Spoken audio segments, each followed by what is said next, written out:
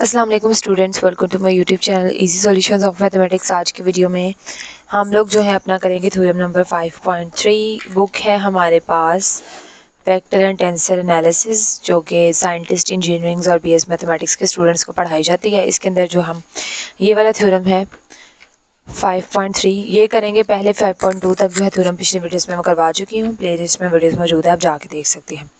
Theorem है 5.3, prove that necessary and sufficient condition that a vector field A be conservative is that del cross A vector is equal to 0, A is irrotational. अच्छा जी, अगर आपने मेरी पहली videos देखी है तो उनके अंदर मैंने आपको बताया है कि कंजर्वेटिव ए क्या होता है, यानी वेक्टर ए कंजर्वेटिव कब होता है। वो कब कंजर्वेटिव होता है कि जब कोई भी लाइन जो होती है, वो मैं आपको यहाँ से दिखाती हूँ। ये पिछले वीडियो में मैंने आपको बना के भी दिखाया था कि कोई भी पॉइंट P1 और P2 है और लाइन को जो लाइन ज्वाइन कर रही है वो जो है टोटली डिपेंड कर रही है पॉइंट्स के ऊपर, ना कि वो पाथ जिससे वो दोनों ज्वाइन हो रहे हैं। यानी कि उस पाथ के ऊपर वो डिपेंड ही नहीं करती, सिर्फ P1 और P2 के ऊपर जो है वो लाइन जो है वो डिपेंड कर रही हो। ये जो लाइन इंटेग्रल होती है वो इंडिपेंडेंट ऑफ पाथ होती है, तो वो ए जो है वो कंजर्वेटिव होता है। सिंपल ये था। उसके बाद अब हमारी जो थ्योरम की है हम स्टेटमेंट उसको समझ लेते हैं थोड़ा सा, कि prove that are necessary and sufficient condition. Necessary sufficient condition का आपको मतलब पता है कि इफ एंड ओनली इफ वाली कंडीशन होती है, यानी हमने इसको पहले सिंपली सॉल्व करना है, उसके बाद कन्वर्सली करना है।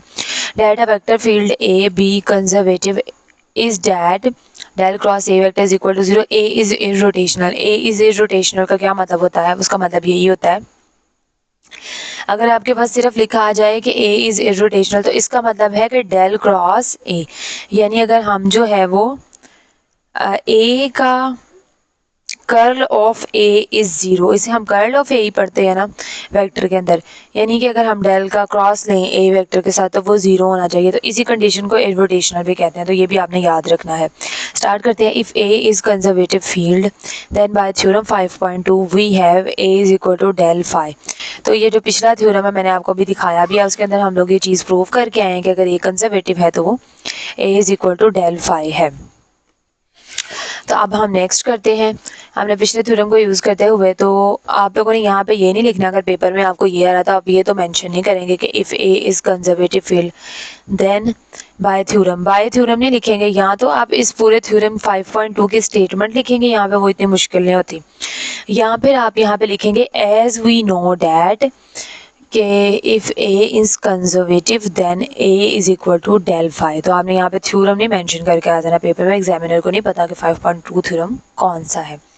तो अगर आप सिंपल स्टेटमेंट याद करके लिख देंगे तो बहुत अच्छा इंप्रेशन पड़ेगा, लेकिन अगर आपको नहीं याद आ रही तो आप सिंपली लिख दें एज वी नो डैट अब if A is conservative field then A vector is equal to del phi. चलें जी। Thus del cross A vector, अब यहाँ पे हमें पता है कि वेक्टर ए की वैल्यू क्या है, डेल फाई है, तो हमने ए की जगह पे यहाँ पे ए की जगह पे डेल फाई को पुट कर देना है।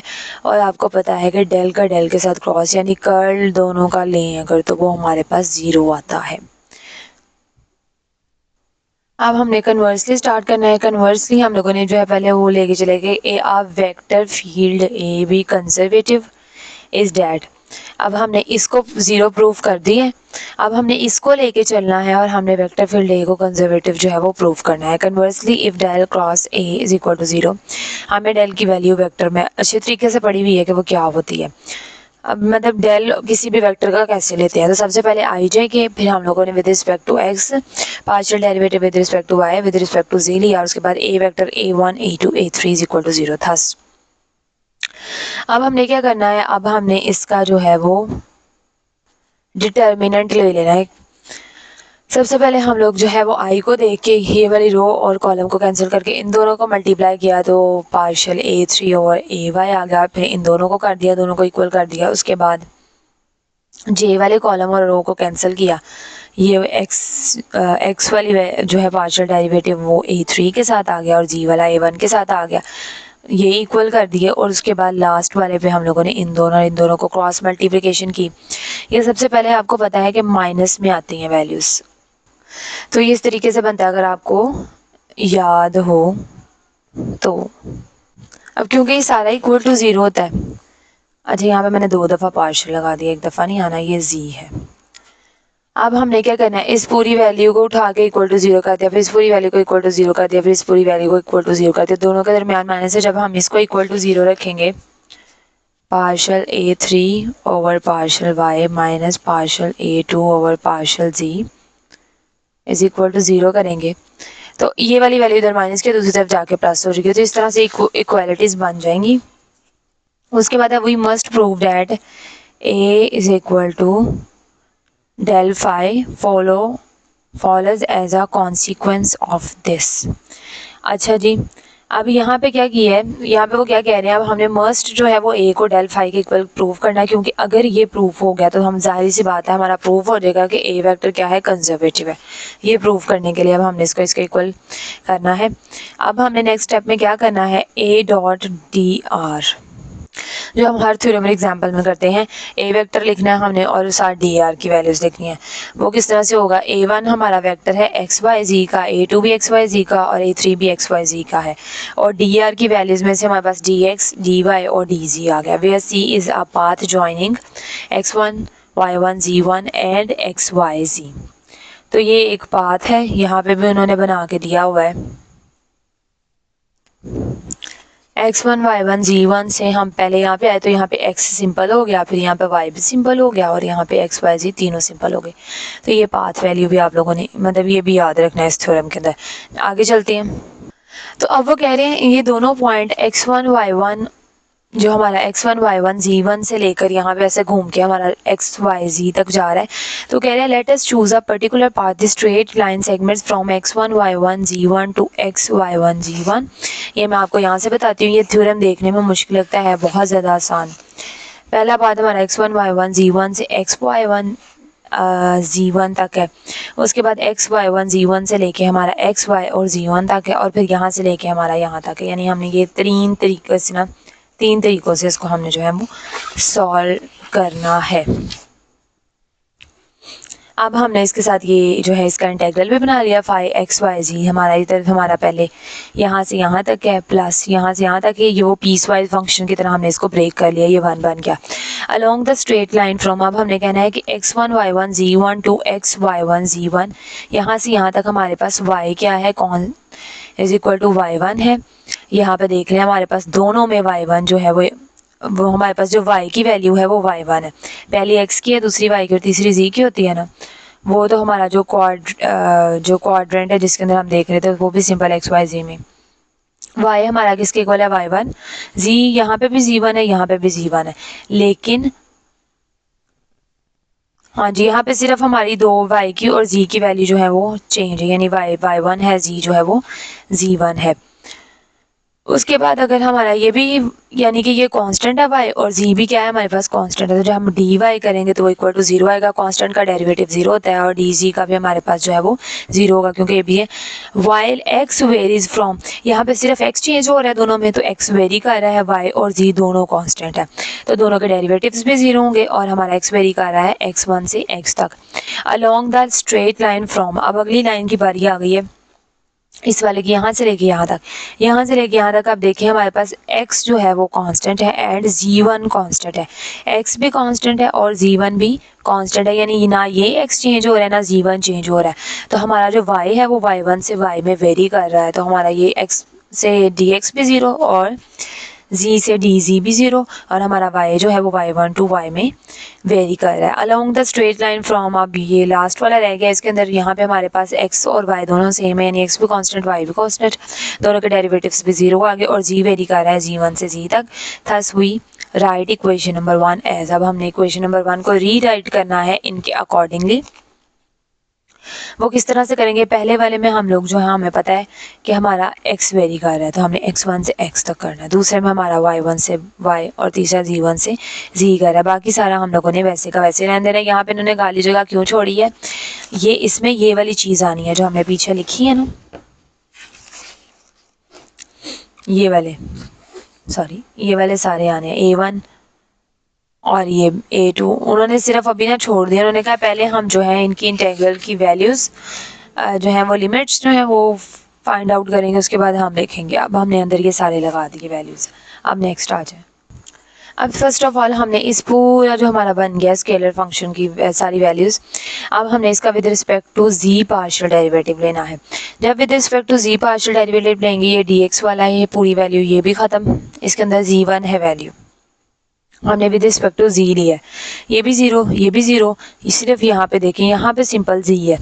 जब हम यहाँ पे पार्शियल डेरिवेटिव अप्लाई करेंगे, तो जब हमारी यहाँ पे पार्शियल डेरिवेटिव अप्लाई करेंगे, यहाँ पे पार्शियल ओवर पार्शियल जी, तो क्या होगा हमारे पास ये जो हमारा डेरिवेटिव है वो इंटीग्रेशन से कैंसिल हो जाएगा। ये बात आपको पता है कि डेरिवेटिव इंटीग्रेशन एक दूसरे के इन्वर्स होते हैं, ये जो है वो कैंसिल हो जाएंगे दोनों आपस में, और a3xyz हमारे पास बच जाएगा। अभी विद रिस्पेक्ट टू y लेंगे।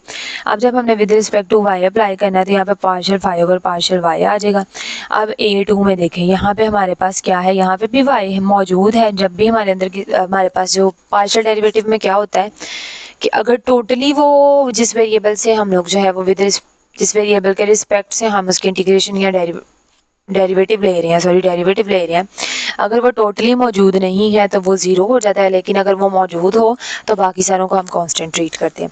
तो यहाँ पे y मौजूद है, तो हम इसका भी विद रिस्पेक्ट टू जब y जो है वो लेंगे पार्शियल डेरिवेटिव, तो इंटीग्रेशन डेरिवेटिव के साथ कैंसिल हो जाएगी और a2 हमारे पास बच जाएगा प्लस।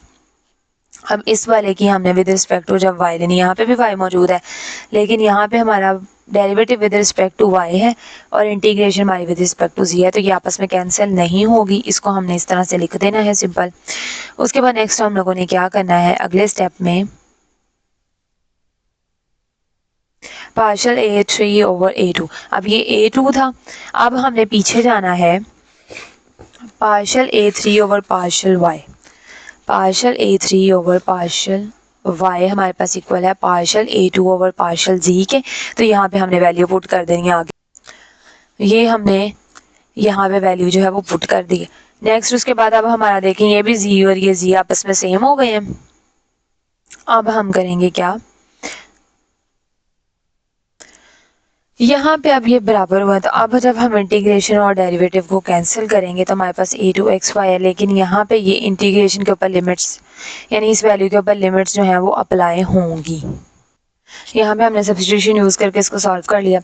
अब a2z/z, अब वो upper limit minus lower limit जब हम करेंगे ना, तो अपर लिमिट में तो z होगा, तो माइनस लोअर लिमिट हमारे पास आएगी a2xy और z1, तो वो वाली वैल्यू इसके साथ कैंसिल हो जाएगी हमारी, तो हमारे पास a2xyz ही बचेगा। आपकी इसके अपर और लोअर लिमिट को ऐड करके तो ये 3 स्टेप्स में बन जाएगा, 2 आपस में कैंसिल हो जाएगा, रन पे हमारे पास ये रहेगा। इसी तरह हमने x से करना है। अब यहाँ पे जो हमारे पास है ना x, इसमें भी है, इसमें भी है, इसमें भी है, तो हमारा तीनों के साथ होगा। जब इसके साथ विद रिस्पेक्ट टू x होगा, सिंपल कैंसिल होके x y1 z1 हमारे पास रह जाएगा। लेकिन जब इसके साथ होगा, क्योंकि ये y वाली इंटीग्रेशन है, तो विद रिस्पेक्ट टू y है इंटीग्रेशन, ये विद रिस्पेक्ट टू z है, तो इसमें हमारा डेरिवेटिव पार्शियल डेरिवेटिव इस तरीके से अप्लाई कर देंगे हम अंदर। अब हमारी पार्शियल 2 ओवर पार्शियल x पीछे जो है वो partial a1 over partial y के इक्वल है, partial a3 over partial x जो है हमारे पास पार्शियल a1 ओवर z के इक्वल है। फटाफट से मैं आपको दिखा भी देती हूँ, partial a3 over x partial a1 over z के इक्वल है, और यहाँ पे partial a2 over partial x हमारे पास partial a1 over partial y के इक्वल है। अब हमने सेम कर दिया इनको। अब इनके हम इंटीग्रेशन डेरिवेटिव्स को जब कैंसिल करेंगे तो अब लिमिट्स अप्लाई होंगी इस पे, अपर माइनस लोअर, इसकी भी अपर माइनस। अब यहाँ पे उन्होंने अप्लाई करके दिखा दिया, अपर लिमिट y और लोअर लिमिट जब इसमें अप्लाई की तो y1 आ जाएगा, -7 आगे प्लस, इसकी भी upper limit minus lower limit apply कर दी हम लोगों ने। अब यहाँ पे हमारे पास जो है y1 z1 ये वाली वैल्यू इसके साथ कैंसिल हो गई, और उसके बाद हमारी x y z1 वाली वैल्यू इसके साथ, और a1 है, ये भी a1 है, ये भी ख्याल रखना। तो a1 x y z हमारे पास जो है वो बच गया है। अब आते हैं हम a की कंजर्वेटिव होने की तरफ। अब a हमारा a वेक्टर क्या है, a1 i a2 j a3 k। अब यहाँ पे हमारा जो a1 है ये A1 किसके इक्वल है, पार्शियल 5/पार्शियल x के, वो हमने वहाँ पे पुट कर दी 7 आइए आ गया। उसके बाद हमारा जो A2 है, A2 हमारा इक्वल है पार्शियल 5/पार्शियल y के, और A3 हमारा इक्वल है पार्शियल 5/पार्शियल z के। ये हमने यहाँ पे इसके अंदर वैल्यूज़ A1 A2 A3 की वैल्यूज़ यहाँ पे पुट कर दी। और अब हमें पता है कि हमारा फाई को अगर हम निकाल दें तो ये सारी हमारे पास डेल की वैल्यू है, यानी जो ग्रेडियंट है जैसे हम कहते हैं, उसकी वैल्यू है डेल की, और साथ फाई फंक्शन है, तो डेल ऑफ फाई यही होता है एक तरह से। तो हमारे पास ए जो है वो इसके इक्वल आ गया, सो ए इज़ कंजर्वेटिव फील्ड। तो ये हमारा इफ एंड ओनली इफ के साथ हो गया, थोड़ा सा लंबा था लेकिन बहुत बहुत ज़्यादा आसान था, सिर्फ समझने की देर थी इसकी थ्योरम की। तो इस वीडियो के लिए इतना ही। एग्जाम्पल भी मैं करवाना चाह रही थी लेकिन अब वीडियो काफ़ी लंबी हो गई है। नेक्स्ट वीडियो में हम ये वाली एग्जाम्पल करेंगे। होपफुली आपको वीडियो पसंद आई होगी और क्वेश्चन की थ्योरम की अंडरस्टैंडिंग हो गई होगी। स्टिल इससे रिलेटेड कोई भी क्वेश्चन हो आपका, तो कोई बात समझ ना आई हो तो आप कमेंट सेक्शन में मुझसे पूछ सकते हैं। वीडियो पसंद आई तो प्लीज़ वीडियो को लाइक करें, चैनल को सब्सक्राइब करें, अपने फ्रेंड्स के साथ ज़्यादा से ज़्यादा मेरी वीडियो को शेयर करें। Thank you so much.